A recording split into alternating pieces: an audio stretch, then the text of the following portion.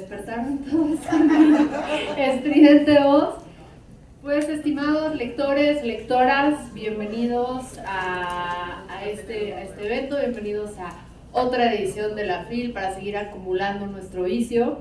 Y tengo el honor, el inmenso honor de presentar a una de las voces intelectuales más agudas y necesarias de la literatura contemporánea, Hannah Nuren-Heck, ¿sí?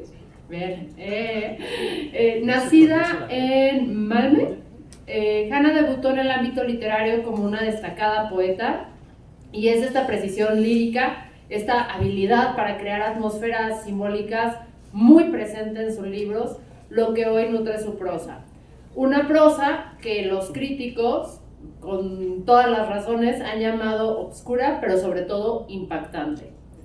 Pero Hannah no es solo una creadora, también es un puente cultural, ya que su trabajo como traductora ha acercado al sueco las obras de autoras como Fernanda Melchor y Andrea Abreu.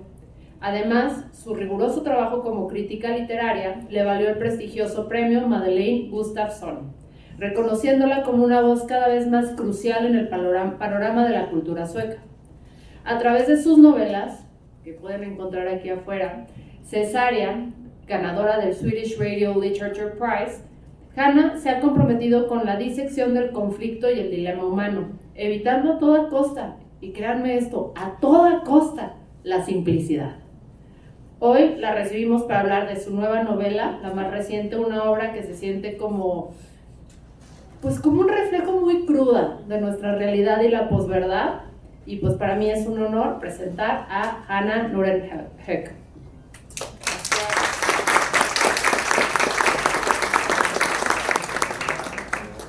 Bueno, lo primero es que, y les preparé también aquí un escrito, en una época de posverdad, ya no nos preguntamos qué es verdad, sino qué estamos dispuestos a aceptar como falso y qué estamos dispuestos a aceptar con este término que creo que inventó Colbert de truish, o sea, medio verdadero. Y El País de las Maravillas es una novela coral y fragmentada. Coral no sabía yo, porque yo no soy tan leída como ustedes, que es esto donde los personajes son varios los que nos cuentan una historia, y que funciona como un esbozo de lo ambiguos que podemos ser moralmente hoy en día. Aquí en este libro hablamos de la desesperación de una mujer que sobrevive en la costa de Estados Unidos haciéndose pasar por una niña. También somos testigos de la crisis ética, que casi no la sentimos en México y en Estados Unidos, del periodismo, a través de la historia de un reportero que construyó su fama sobre la fabricación de noticias falsas. Y también vemos la hipocresía muy presente en nuestra cultura mexicana, y aparentemente también en otros lares del mundo, de una ama de casa que elige la ceguera voluntaria, yo preguntaría, ante los oscuros secretos de su pareja. Y aquí la pregunta es, de esta novela, que además tiene entre estas tres historias que vamos conociendo poco a poco, y que nos vamos enganchando poco a poco, y nos vamos, aunque siempre tenemos este sentido medio, algo no está bien, nos vamos dando cuenta que está mucho peor de lo que creíamos, pero también muy cercano, queramos o no, a nuestra realidad. También hay pequeños capítulos llamados casos de estudio que vamos conociendo. Y aquí mi primera pregunta, después de una larguísima introducción, es la novela, que ya hablamos que es un estilo bastante particular, en el que vamos conociendo las historias a través de diferentes personajes y diferentes casos de estudio que al principio uno se pregunta what the fuck, y luego te vas dando cuenta que empieza a haber sentido y un hilo conductor. Mi primera pregunta es, ¿por qué elegiste este estilo? Hasta con el título, los nombres de los episodios que se repiten y son tan particulares. Pues yo creo que la composición coral o más bien prismática fue por el tema, ¿no? Porque había pensado mucho, yo siempre he pensado mucho y siempre me han interesado mucho los mentirosos, los impostores, y tenía como un catálogo interior de muchos casos de estafadores de diferente estilo.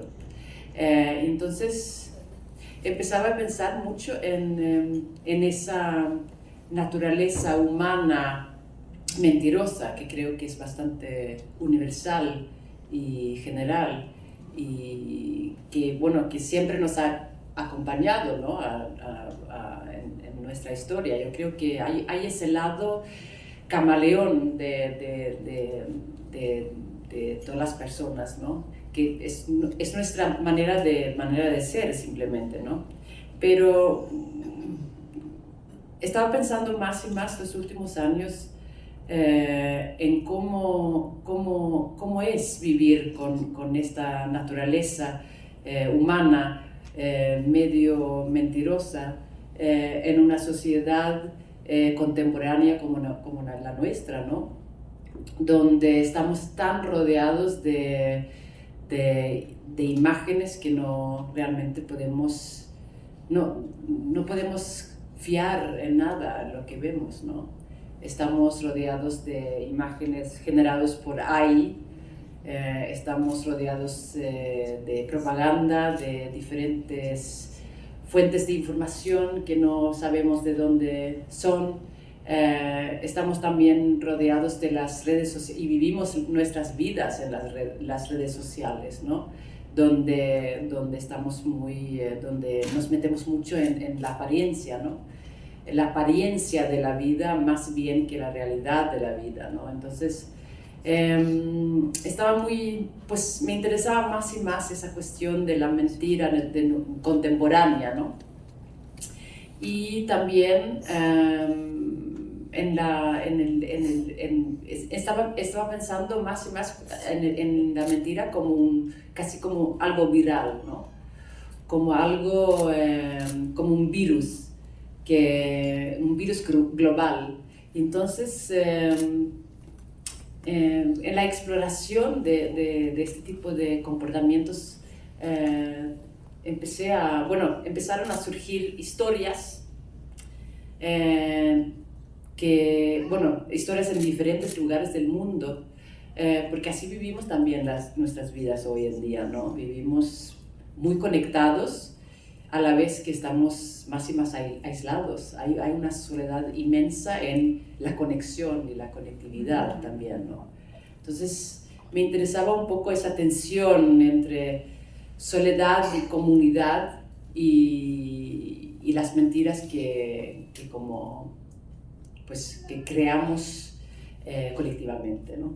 Porque sí es cierto, o sea, ahorita que lo mencionas, no puedo pensar en un solo personaje, ya sea de los tres principales o de los casos de estudio, que no estén solos, o sea, que no se sienta una profunda soledad a pesar de estar rodeados, de estar acompañados, de dar estas apariencias, en el caso específico de la esposa influencer, le podemos decir aquí en cortito, en petit comité, para futuras referencias.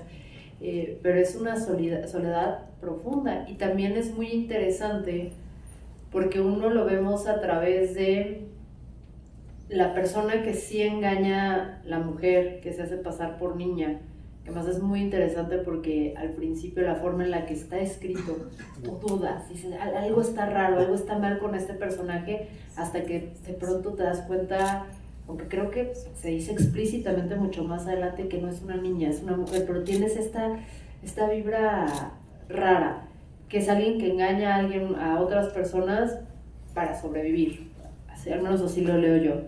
Tienes este periodista que observa el engaño de otro periodista para destacar y avanzar en la carrera, y esta entre envidia y recelo y este placer de destapar, que también lo vemos muy presente en las redes sociales, el placer que da destapar a un mentiroso, ¿no?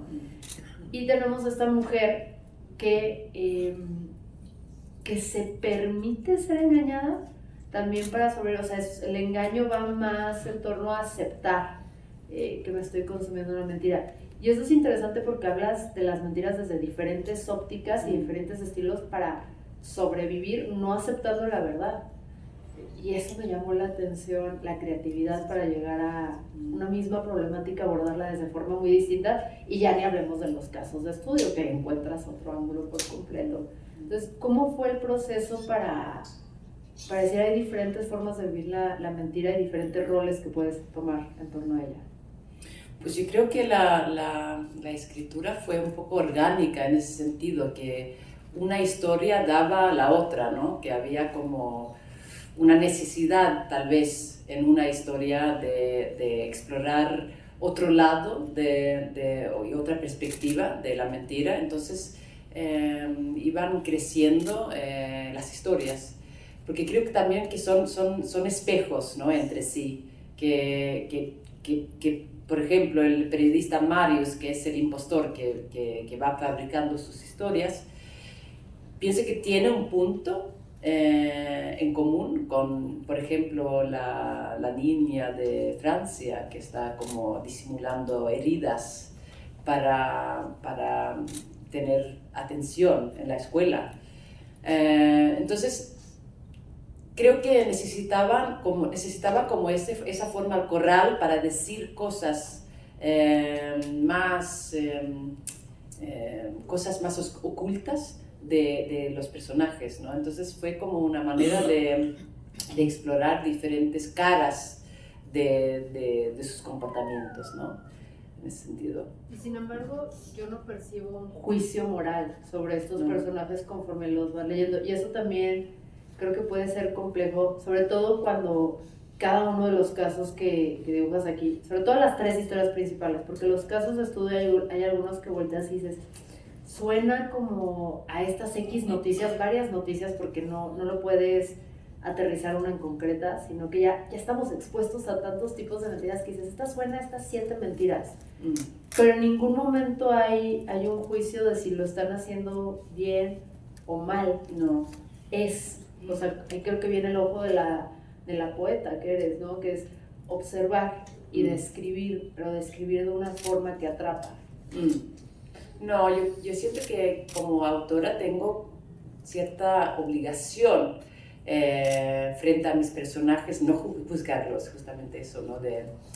No me interesa mucho dar una explicación moral de sus comportamientos. Me interesa la complejidad de sus personalidades y de su psicología, ¿no? Entonces, para nada quiero juzgarlos y además me interesa mucho ese punto inocente que también tienen, ¿no? Todos, aunque se pueden convertir en monstruos o llevar a cabo acciones monstruosas, como la mujer que miente por su marido, que realmente es un delincuente, ¿no? Que es un abusador muy fuerte, ¿no? Y entonces lo que ella hace es feo, ¿no? Hay algo muy brutal allí. Pero aún así, pienso que ella preserva un punto inocente, algo en ella que preserva una niña interior que también huye de un trauma que ella ha vivido, ¿no?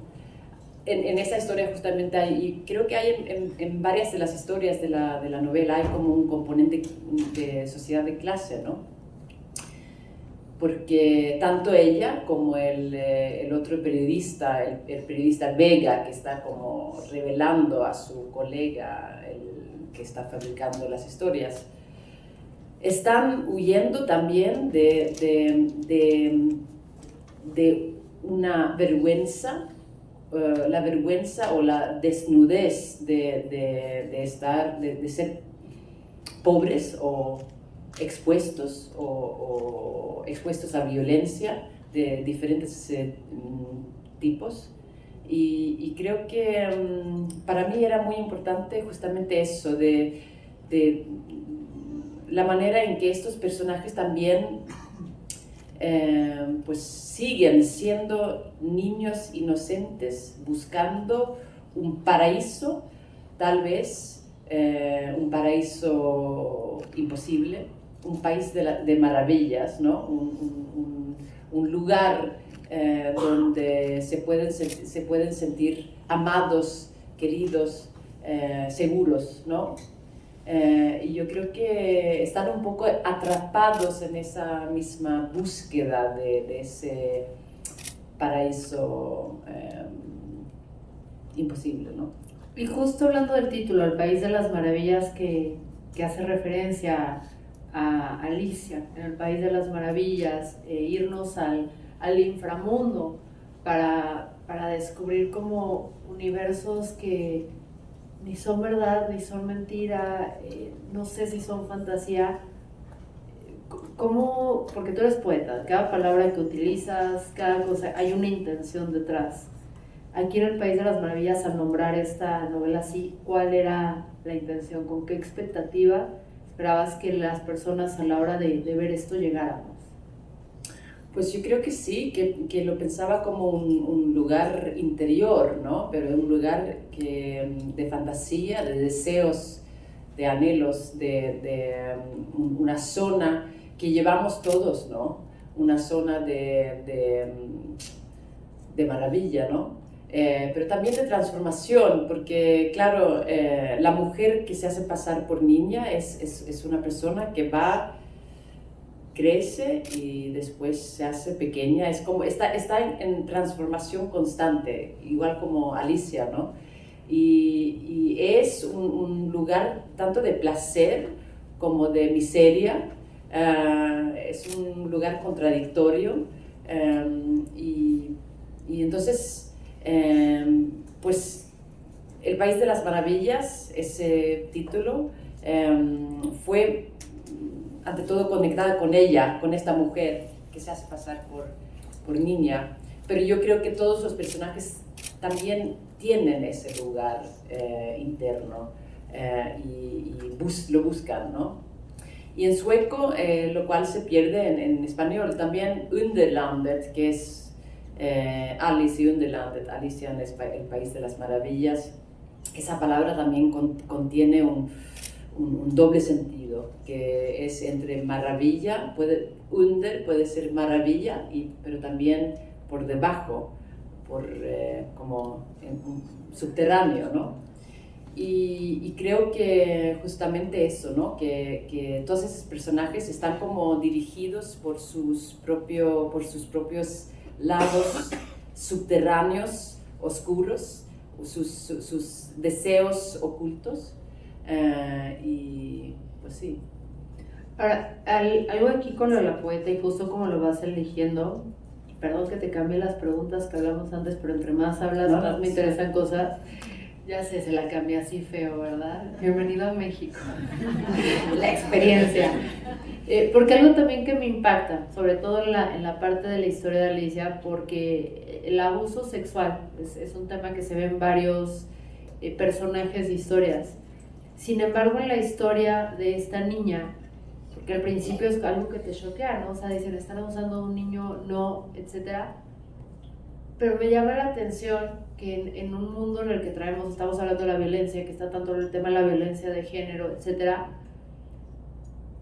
la violencia sexual que sufre este personaje, si bien es parte importante de su historia, no la define o no parece definir sus motivos, sino que son algo más de parte de su contexto. Y tampoco es una resignación, sino es como una supervivencia súper básica, y es algo que me llama la atención en un mundo donde cuando hay un abuso sexual nos centramos nada más en eso y eso nada más define a la persona y es la mujer violada, y acá es como, no, eso es, al menos así lo interpreté yo, como eso es parte de su vida, está, perdón el francés, culero, pero no es la historia, o sea, no es de lo que estoy hablando aquí puntualmente. No sé si lo entendí completamente mal, sí, pero así lo sentí yo.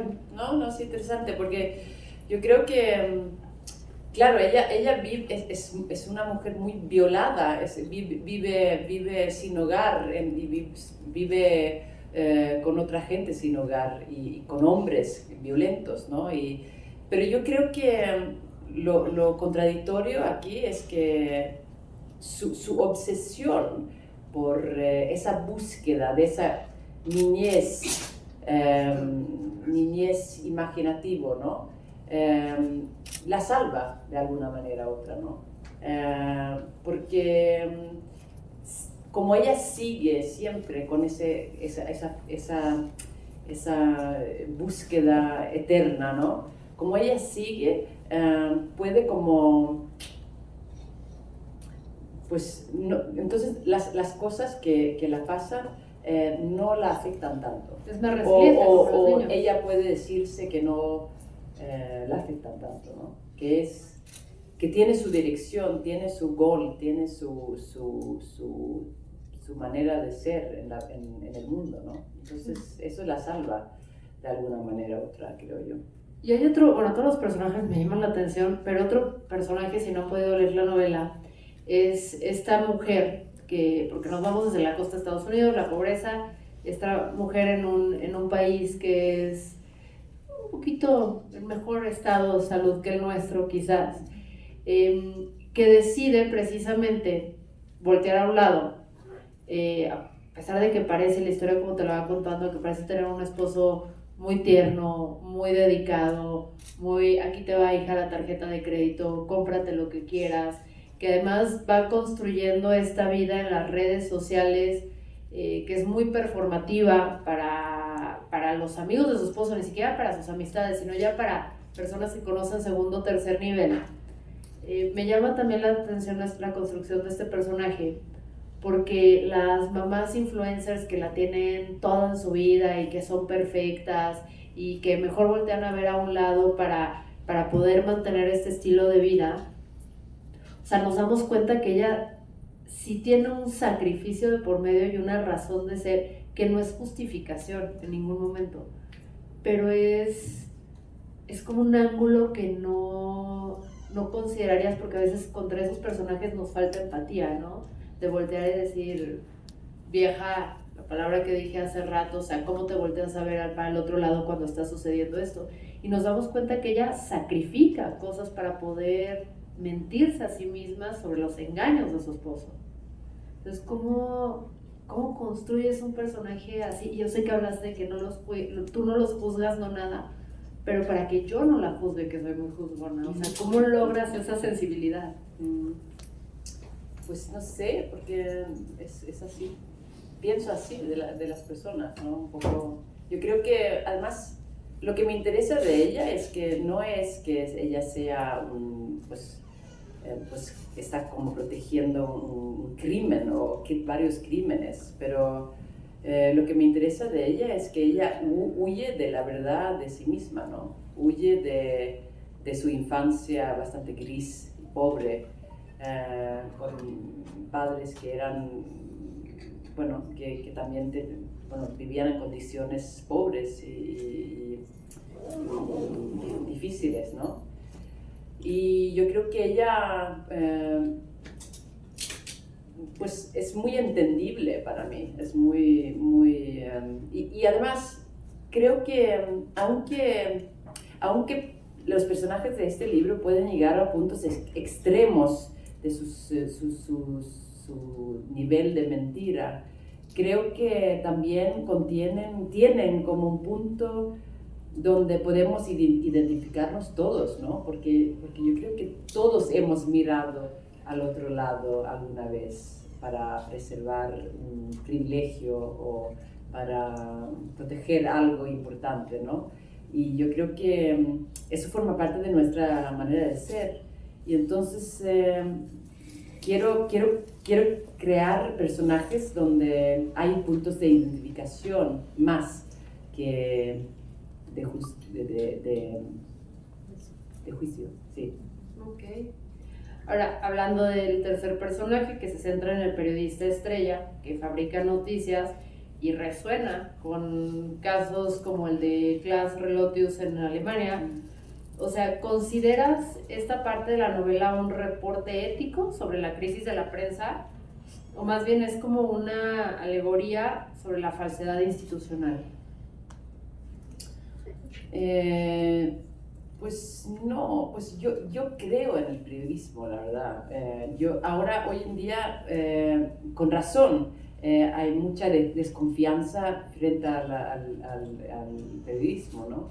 Y claro que hay mucha corrupción, pero es un paisaje súper complicado de navegar, ¿no? Porque como dije antes, ¿no? Que estamos rodeados de fuentes de información muy inseguros, ¿no? No sabemos qué creer de lo que vemos, de lo que escuchamos y tal. Entonces, la tarea del periodismo es una tarea casi imposible hoy en día, ¿no? Y claro que todo eso es un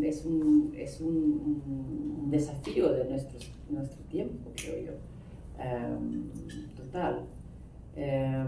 Pero lo que me interesaba mucho en esa historia, en esos dos hombres, el periodista que es como que se deja caer en el placer de la ficción, lo cual para un autor es bastante entendible también, ¿no? Porque es justamente lo que hacemos nosotros, estamos como creando historias y dedicándonos a lo ficticio, ¿no?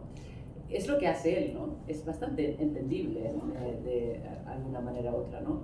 Lo que me interesaba era también esa necesidad o ese deseo que tenemos también, esa dramaturgia de la revelación de la mentira, que también es otro tipo de deseo, que no es un deseo puro, inocente, sino también contiene lados oscuros, ¿no? Vega, el periodista que está como revelando el otro, él crea su propio éxito revelando y pues matando la carrera del otro, ¿no? También. Entonces, él también entra en esa industria o esa máquina de atención, ¿no? O de espectáculo, o de como contar historias que hay como sensaciones, ¿no? Que nos da los kicks de ver como la mentira pues se hace desnuda de repente, ¿no? Y que si hay un dilema ahí como lector, si te clavas en esa historia en particular, porque si bien el periodista mentiroso está inventando una serie de historias y está hablando de un conflicto en Egipto, ¿no? No, si no me equivoco, está hablando de este conflicto y está creando estas historias que te generan empatía y que eso a veces no lo vemos con el periodismo que pasa, ¿no? Que a veces ya el mundo es tan crudo, la violencia, le estamos tan sobreexpuestos a ellos, o sea, que ya nos parece indiferente, que a veces parece ser que la construcción de estas narrativas tristes e impactantes son necesarias para que volteemos a ver un conflicto que es mucho más grande. Entonces, como lector, uno a veces sí voltea y dices, ¿qué es más importante? ¿Que destapen a este mentiroso? ¿O que este mentiroso siga generando historias que viven dentro de este contexto que podrían ser o no ciertas? O sea, porque ese tipo de violencia seguro sí existe y sí hay casos seguro en una situación así, pero que llevan a través del reconocimiento y los premios y su narrativa, llevan atención al conflicto. Claro. Y uno como lector entra a ese conflicto de, en este caso, ¿qué aporta más al conflicto o a la humanidad? ¿La mentira o destapar al mentiroso? Claro. Y además pienso que no hay un periodismo objetivo en ese sentido, que todos somos personas y con nuestras, no sé, perspectivas así subjetivas, ¿no? Entonces, la verdad del periodismo no existe, ¿no? Pero claro que la verdad del periodismo es diferente que la verdad de la literatura, porque claro, en la literatura es lo que hacemos, ¿no? Creamos historias que pueden revelar verdades, ¿no? Aunque son ficticios, ¿no? Revelamos verdades, realidades a través de ficciones, ¿no? Y pues eso, yo creo que ese personaje, Marius, pues me ayudaba en pensar en cómo mentimos los autores, ¿no? Y qué tipo de responsabilidad tenemos nosotros, ¿no? En crear realidades falsas o ¿qué rol tiene el autor hoy en día en una sociedad de posverdad que nos rodea, ¿no? No tengo solución, no tengo una respuesta única, pero yo creo que más bien la novela fue una manera de explorar cuestiones como esa, ¿no? Y eres muy cruda, porque esa parte de ese cuestionamiento a los escritores y las historias que cuentan, pues lo dices tal cual a partir del periodista Vega que destapa al otro periodista, ¿no? Cuando lo está observando escribir sus historias y que está muy concentrado, ahí sí te avientas un diálogo interno que tiene del desprecio no del periodista, pero en general, pero viene del desprecio de estas personas que se inventan historias y están construyendo cosas falsas y todo. Y ahorita que lo dices tú en voz alta, sí es, qué interesante la manera en que este pensamiento lo puedes poner y este cuestionamiento que tú traes hacia tu gremio, hacia tu escritor, lo pones de una manera tan orgánica y tan natural en la voz de tus personajes, o sea, en la voz, o sea, hasta esta crítica que puedes tener con tu profesión. O sea, ahorita me llamó la atención de traer ese fragmento fresco y decir, wow, cool. No, yo creo que yo siempre, no sé, siempre me ha interesado y me ha, no sé, incomodado la dimensión ética de la literatura, ¿no? Porque yo también, con mis novelas anteriores, también he trabajado mucho con materiales de archivo o documentos, ¿no? Entonces, tratas con hechos reales, con personas reales que han vivido, entonces siempre esa cuestión de ética, de qué hacemos los autores con la realidad, siempre ha sido como una pregunta muy presente para mí en la escritura. Y sin embargo dices que tú eres autora, no activista, y tu novela, o sea, sí aborda temas que son políticos, violencia de género, posverdad, dilemas morales, dilemas éticos, que si bien puede que tu discurso no sea activista hacia, lo hablamos un poco atrás, como los activistas que volteamos a decir, lo que está sucediendo en otras partes del mundo, esto sí podría ser catalogado incuestionablemente como activismo, sí generas una incomodidad, una inquietud, un cuestionamiento y por lo tanto una activación de aquella persona que lee la novela. O sea, porque te empiezas a cuestionar cosas si te profundizas, y no nada más la lees de pasadita, sino el por qué, el cómo, dónde yo caería en esta situación, dónde caería si soy testigo de una situación así, donde sí empiezas a activarte internamente. O sea, si eres activista o pareces ser a través de tu novela, que en este diálogo tan íntimo que tenemos a través de tus novelas, sí activas a gente. ¿O no lo has considerado así? Pues yo creo que cuando digo que no soy activista, lo digo para no limitarme o para no atraparme en algo que no me va a funcionar bien para la escritura, porque la escritura siempre tiene que estar libre, ¿no?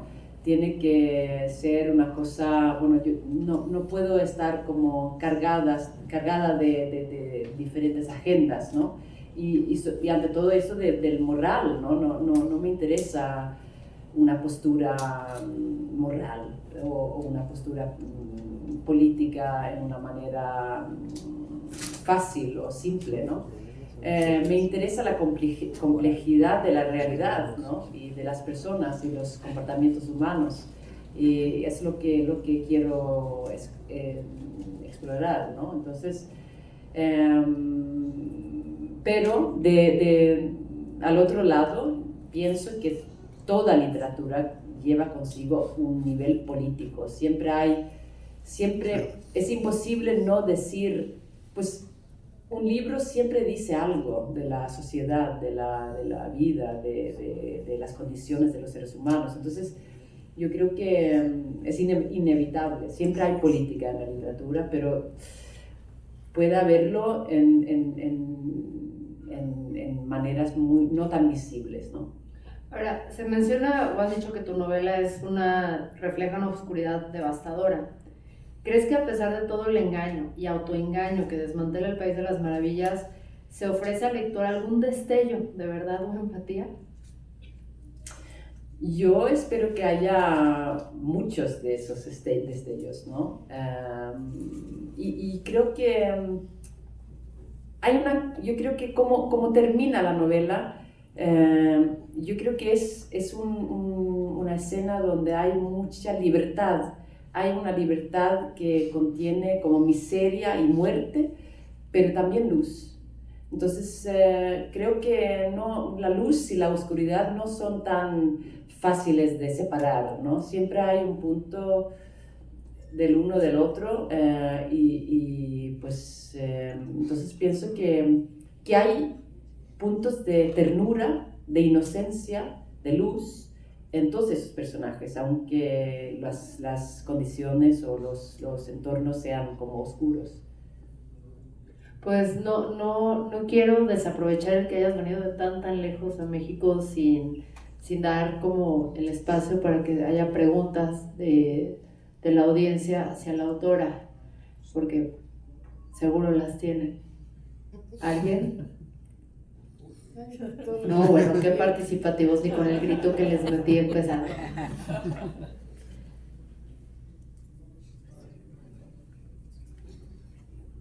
Bueno, ¿me oigo? Sí. Ok, buenas tardes, me llamo Alan y bueno, mi pregunta, comentario es el siguiente. Yo he considerado que la literatura tiene el poder para unir a las personas de diferentes contextos y usted viene de un país lejano geográficamente. Me gustaría saber cómo siente que ha sido la recepción de sus libros en México. Le han comentado que hay similitudes, que hay diferencias. ¿Cómo ha sido el público lector con sus obras? Gracias.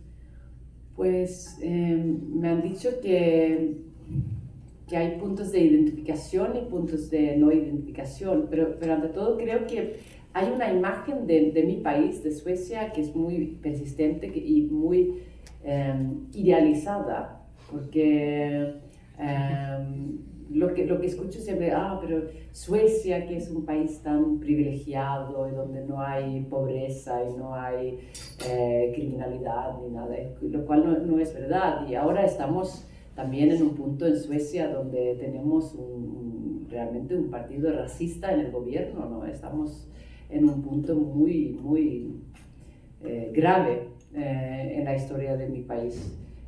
Y toda esa imagen de la socialdemocracia perfecta sigue siendo una imagen muy viva, ¿no? Yo creo, en estos países aquí. Entonces yo creo que muchos lectores se han sorprendido un poco por tal vez lo oscuro o pues eso, ¿no? La manera de describir una sociedad también rota, ¿no? Sí. ¿Cómo influye el hecho de que seas porque traducir no es tan fácil como poner en GPT, órale, tradúceme al sueco esto, o sea, evidentemente no. Para poder traducir bien una novela o una obra literaria es muy importante entender las sutilezas que estos sistemas no van a entender, el contexto en el que se escribe, y tú traduces a autoras como Fernanda Melchor y Andrea Abreu. ¿Qué impacto o cómo eso se refleja luego en tus novelas? ¿O es totalmente dos cerebros, lo que traduces y lo que escribes? Pues yo veo a la traducción como una posibilidad fantástica, ¿no? Es como la maravilla de poder explorar ante todo tu propio idioma, la verdad, porque a través de los textos de los demás puedes como entrar en rincones un poco oscuros de tu propio idioma, y eso como autora lo siento como una posibilidad de ampliar mis herramientas literarias y profundizar mi propia relación con mi idioma, ¿no? con el sueco.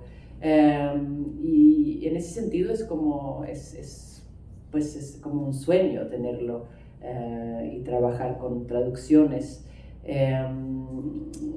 ¿Y qué más me preguntabas? Ahora me impacta el estar sí, claro, pero a la vez que me da muchísimo como autora, también ser traductora, mientras estoy escribiendo mis novelas, casi no puedo leer otra literatura. Necesito entonces entrar en una burbuja total y no soy de esas personas que pueden como traducir un poco unas horas por la mañana y después escribir o hacer otras cosas. Entonces necesito separar esas zonas completamente, ¿no? Cuando estoy en mi escritura, estoy en mi escritura. Y cuando estoy traduciendo, haciendo otras cosas, puedo un poco variar, ¿no? Pero sí. La separación de iglesia y estado bien llevado. ¿Qué estás trabajando próximamente? Todavía no sabemos cuál es tu siguiente obra.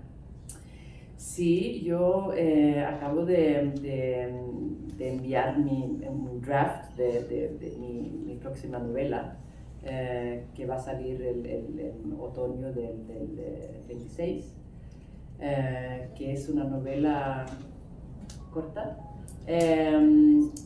una novela que tiene una cronología al revés, y que es una novela que trata mucho de la tristeza, porque pienso también que la dramaturgia de la tristeza es una cronología al revés, pero también es una novela postapocalíptica, así que es un mundo, un paisaje donde andan unas personas en un mundo ya roto, ¿no? ya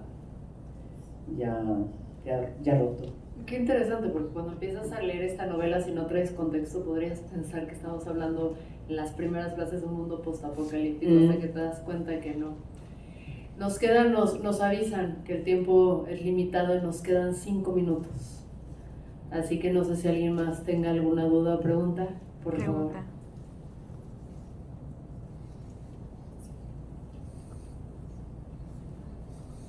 Hola, ¿qué tal? Mi nombre es Aida Rodríguez, soy del programa Letras Mágicas en el Escarabajo Radio y yo soy promotora de la lectura, más que nada con los niños, con los papás también, y a veces pues les presto en lo que hago actividades con los niños libros para que lean los papás, y como es vía recreativa, pues la vida aquí es muy correteada, entonces a veces buscamos literatura para poder ofrecerles a los papás. Pero aquí me encantó, de hecho, pues no se conocía como escritora, pero me encanta la idea de, bueno, palpar en tu escritura el hecho de las caretas que nos ponemos, ¿no? De lo que te gusta, de sacar a la luz, pues, los falsificadores, todos los que mienten, o las cosas que la verdad a lo mejor no sacamos porque no convencen o no queremos exponer a veces a los demás. Pero es interesante, me encantó, yo te felicito por eso, me gustó y claro que sí, me aventaré la novela para poder leerla. Muchas gracias. Y es una novela, yo me atrevo a decir, atrevida, en un mundo en el que vemos a través de las redes sociales, de la sobresimplificación de las cosas, donde hasta leerla no es imposible, no es complicado, pero sí implica, sobre todo para los millennials que ya tenemos el cerebro súper podrido, comprometerte un poco, o sea, voltear y decir, a ver, vamos descubriendo esto donde no está siendo tan obvio in your face lo que está sucediendo, y eso me gusta. Ya recomendación mía, que sí recomiendo, pues. Por allá hay otra. Sí, buenas tardes, Ana. Mi nombre es Gilberto Gastelum, soy un joven escritor, acabo de empezar con mi primer libro que se lo quería regalar principalmente. Y segundo, no he tenido el gusto de leer su novela, pero estoy muy interesado y me tiene enganchado. Tomé 3 diplomados de persuasión, manipulación, de todo este tema, y estoy con esto de los mentirosos, de los fraudulentos, me tiene enganchado. Entonces yo le quería preguntar si pudiera dar 3 características usted en los que basó su novela de un manipulador fraudulento, ¿cuáles serían? 3 características.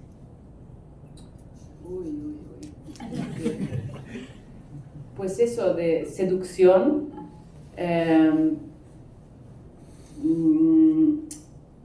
infantilidad y grandiosidad, ¿no?